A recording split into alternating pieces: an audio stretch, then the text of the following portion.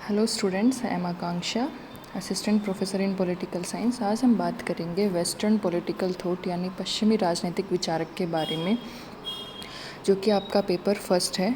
इससे पहले हम बात कर रहे थे अंतर्राष्ट्रीय राजनीति, जो आपका पेपर सेकंड है।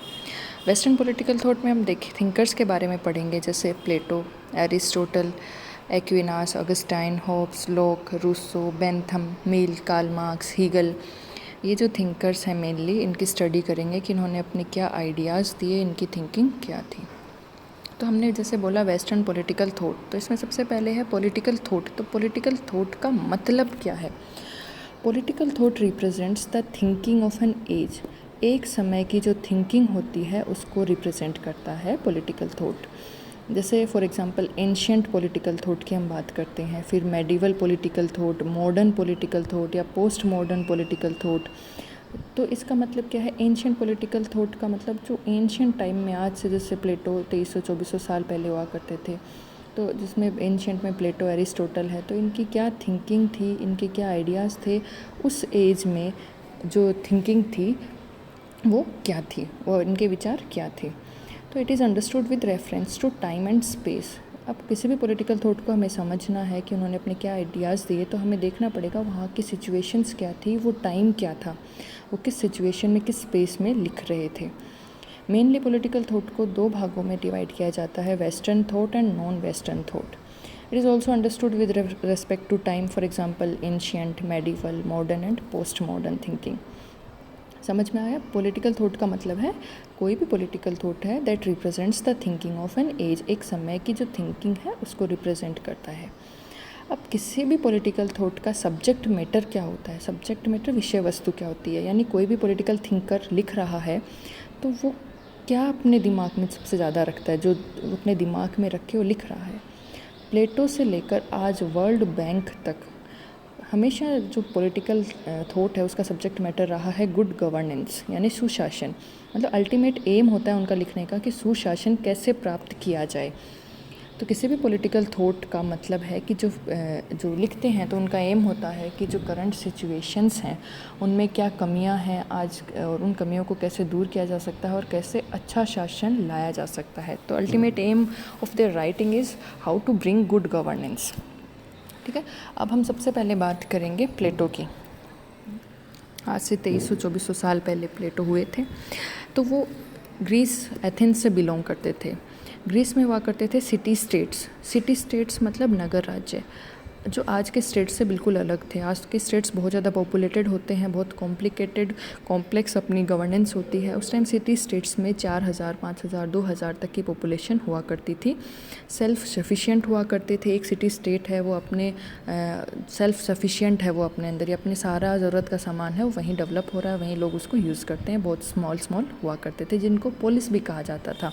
आप पॉलिटिकल साइंस में पढ़ के आए होंगे, police that means city state. अब हम प्लेटो के थॉट्स या फिर उसके थ्योरी, अब थॉट्स में क्या क्या देखेंगे? हम देखेंगे his theory of justice, his theory of communism, his institution of philosopher king, his theory of education, उनका शिक्षा का सिद्धांत, न्याय का सिद्धांत, साम्यवाद का सिद्धांत और दार्शनिक राजा का सिद्धांत। हम देखेंगे कि उन्होंने कौन कौन सी बुक्स लिखी हैं और उन पर किस किस थिंकर की इन्फ्लुएंस थी, और उनमें और आज के जो थिंकर्स हैं उनमें कितना डिफरेंस है, उनकी क्या क्या इन्फ्लुएंस आज के थिंकर्स पर हैं। तो हम सबसे पहले बात करेंगे उसका प्लेटो का की पॉलिटिकल आइडिया। जो main political idea of writing था वो क्या था? उनका मेन पॉलिटिकल आइडिया था the rule of philosopher king, दार्शनिक राजा का रूल। वो कहा करते थे कि या तो जब तक सारे राजा दार्शनिक ना हो जाएं, या फिर सारे जो दार्शनिक है वो राजा ना बन जाएं, तब तक अपनी जो लाइफ है उसकी प्रॉब्लम्स का एंड नहीं हो सकता। ये हम आगे डिस्कस करेंगे his theory of philosopher king में। ठीक है, अब जैसे मैंने बताया कि जब प्लेटो लिख रहे थे तो वो सिटी स्टेट से बिलोंग करते थे। आज से लगभग 2400 साल पहले की बात है। तो वहाँ सिटी स्टेट्स यानी छोटे छोटे नगर राज्य हुआ करते थे। उनकी पॉपुलेशन बहुत ही कम हुआ करती थी, फॉर एग्ज़ाम्पल 2000-3000 की पॉपुलेशन थी। तो वो बिलोंग करते थे एथेंस से। ठीक है, और उनका राइवल स्टेट था स्पार्टा। ठीक है, अब उनका हम देखते हैं कि उनका जो वर्क है प्लेटो का, उसका हिस्टोरिकल कॉन्टेक्स्ट क्या है, किस कॉन्टेक्स्ट में उन्होंने अपना आइडियाज़ दिए। तो प्लेटो बिलोंग करते थे एथेंस से, that was capital of Greece. अब एक टाइम में ग्रीस बहुत ही एडवांस्ड, बहुत ही वेल गवर्नड, बहुत ही अच्छा स्टेट हुआ करता था, फला फूला राज्य हुआ करता था। उसके बाद कुछ टाइम बाद में इसको जो इसका राइवल स्टेट था स्पार्टा, इसने डिफीट कर दिया, एथेंस पर अपना कब्जा कर लिया, इसको हरा दिया। तो प्लेटो ये जानना चाहते थे अब कि जो एक टाइम एथेंस हुआ करता था इतना अच्छा, आज वो इतना कमज़ोर कैसे हो गया कि उसको राइवल स्टेट ने हरा दिया, उस पर अपना कब्जा कर लिया। ठीक है, मतलब एक टाइम जो एथेंस बहुत ही अच्छे फेज़ में था, प्लेटो के टाइम वो इतना ट्रबल्ड फेज़ में कैसे आ गया, इतना ट्रबल्ड फेज़ में कैसे हो गया कि दूसरे राइवल स्टेट ने उस पर आसानी से कब्जा कर लिया। तो जो एथेंस की जो ग्लोरी खो गई थी, वो अपनी एथेंस के मदरलैंड की ग्लोरी को वापस लाना चाहते थे। He wanted to know the reasons for the fall of Athens and what should be done to get the glory of Athens back. आ रही है बात समझ में? तो यानी जो भी अपने विचार रखे उन्होंने, वो इस बात को ध्यान में रखते हुए रखे कि अपने जो मदरलैंड है उसमें ऐसे क्या चेंज किए जाएं, एथेंस के जो सिस्टम, पॉलिटिकल सिस्टम है उसमें ऐसे क्या सुधार किए जाएं कि जो इसकी ग्लोरी है that can be brought back again. ठीक है, मैंने इससे पहले बताया था कि कोई भी पॉलिटिकल थॉट होता है उसका सब्जेक्ट मैटर होता है गुड गवर्नेंस, यानी सुशासन। कोई भी लिखता है तो अब यही बात यहाँ लागू होती है कि इन्होंने देखा कि जो करंट ऑर्डर है, जो करंट पॉलिटिकल सिस्टम है उसमें क्या कमियां हैं, उन कमियों को कैसे दूर करके अच्छा शासन लाया जाए। तो यही हर पॉलिटिकल थॉट का सब्जेक्ट मैटर होता है, their matter of concern, their aim of writing till World Bank today from Plato. ठीक है, तो हमने इनका हिस्टोरिकल कॉन्टेक्स्ट देख लिया कि क्या कहना चाह रहे थे, क्या दिमाग में था इनके। अपने वर्क्स जब भी अपने आइडियाज़ दे रहे थे, जैसे अपना आइडिया ऑफ जस्टिस दिया, अपना आइडिया ऑफ कम्युनिज्म दिया, अपना आइडिया ऑफ फिलोसफर किंग दिया, तो ये सारे आइडियाज़ ये दे क्यों रहे थे? ये इसलिए दे रहे थे कि एथेंस की ग्लोरी को दो लोगों को बताना चाहते थे कि ऐसा क्या हुआ है कि जिससे एथेंस की ग्लोरी खो गई है, और ऐसा हम क्या सुधार कर सकते हैं करंट पॉलिटिकल सिस्टम में कि एथेंस की ग्लोरी को वापस लाया जा सके। ठीक है, अब इन्होंने देख लिया कि एथेंस की जो करंट सिचुएशन है वो एक ट्रबल्ड फेज़ में चल रहा है, अच्छी नहीं है। फिर इन्होंने क्या किया कि अब इन्होंने डायग्नोस करना शुरू किया। He diagnosed about the problems of Athens की ये दिक्कतें हैं क्यों, एथेंस इतनी ख़राब फेज़ में पहुंचा क्यों। तो ये प्लेटो लिखते हैं कि एथेंस एक टाइम में एक सिटी हुआ करता था, लेकिन आजकल ये दो सिटीज़ में डिवाइड हो गया है, city of rich and city of poor. ठीक है, अब जो रूलिंग क्लास थी, यानी जो शासक वर्ग था, they were enjoying the life of pleasure, वो आरामदायक जीवन जी रहे थे। जो ऑर्डिनरी लोग थे, पुअर लोग थे, देवर डिप्राइव्ड ऑफ गुड लाइफ, उन्हें नहीं पता था कि अच्छी लाइफ होती क्या है। तो इन्होंने कहा कि जो एथेंस में रिच और पुअर का डिवाइड है ना, ये करप्शन के कारण है। ठीक है, पहले उन्होंने बताया कि एथेंस का फॉल हो चुका है, जो एथेंस पहले एक टाइम में ग्लोरीफाइड हुआ करता था वो आज नहीं है। ठीक है, तो उन्होंने पहले कहा एथेंस का फॉल हो चुका है। फिर उन्होंने रीजंस दिए कि फॉल हुआ क्यों है, करप्शन के कारण। करप्शन के कारण दो सिटी में डिवाइड हो गया एथेंस, रिच एंड पुअर, ये हो है करप्शन के कारण। अब इन प्लेटो के अकॉर्डिंग करप्शन का मतलब क्या है?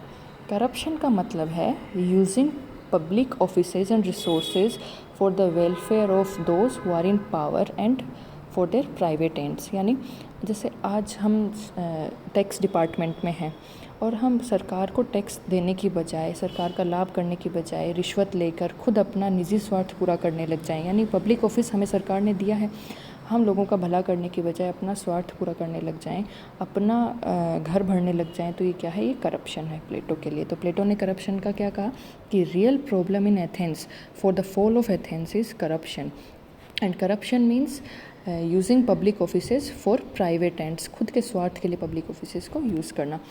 अब इन्होंने कहा, अब ये रूलिंग क्लास करप्ट हो गई थी, इन्होंने कहा। तो अब इन्होंने कहा कि भाई रूलिंग क्लास थी वो करप्ट क्यों हो गई। ठीक है, आ रही है बात समझ में। सबसे पहले इन्होंने बताया कि एथेंस आज उतना अच्छा नहीं रहा जितना पहले था। क्यों नहीं रहा? क्योंकि करप्शन था।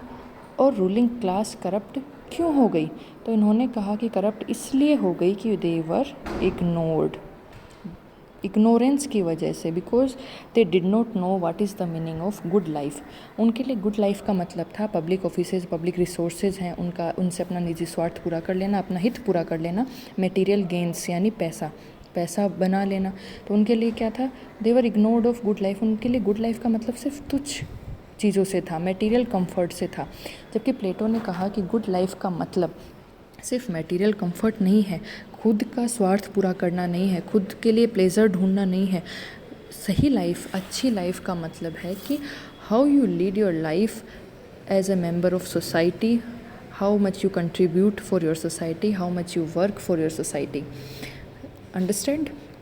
प्लेटो ने कहा कि ruling class has become corrupt because they are ignored of good life. They do not know the meaning of good life, and they think good life is leading life as an individual, gaining material comforts, but they did not know good life is how you contribute to your society. As a member of society आप कैसे contribute करते हो, क्या आप society को वापस देते हो। तो यही प्लेटो ने कहा कि यही सब एथेंस की दिक्कतें हैं जिसके कारण आज एथेंस का फॉल हो चुका है। राइवल स्टेट था स्पार्टा, उसने एथेंस को हरा दिया।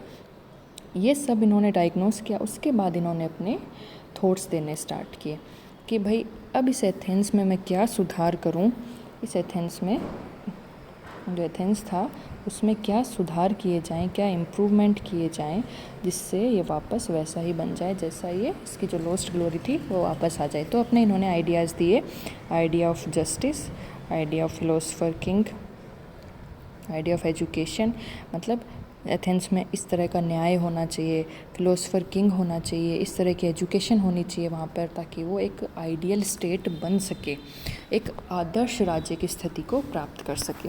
अब हम देखते हैं कि स्कूल ऑफ थॉट आती है, दो प्रकार की होती हैं। वेस्टर्न फिलोसफी में 2 type of school of thought होती हैं, पहली मटेरियलिज्म, दूसरी आइडियलिज्म। जो मटेरियलिस्ट होते हैं उनके लिए matter is more important, material comforts are more important. जैसे मैंने बताया था कि पैसा ही सब कुछ है, तुच्छ चीज़ों में वो बिलीव करते हैं, छोटी छोटी ये मटेरियल जो चीज़ें, भौतिक चीज़ें हैं, इनमें अपनी खुशियाँ ढूंढते हैं। आदमी खुद ज़्यादा इम्पोर्टेंट होता है देन अदर्स। तो 2 स्कूल होती हैं, पहली materialism and second is idealism. For materialist, material comfort जो मैंने बताया था that is important, और idealist के लिए idea is more important than matter।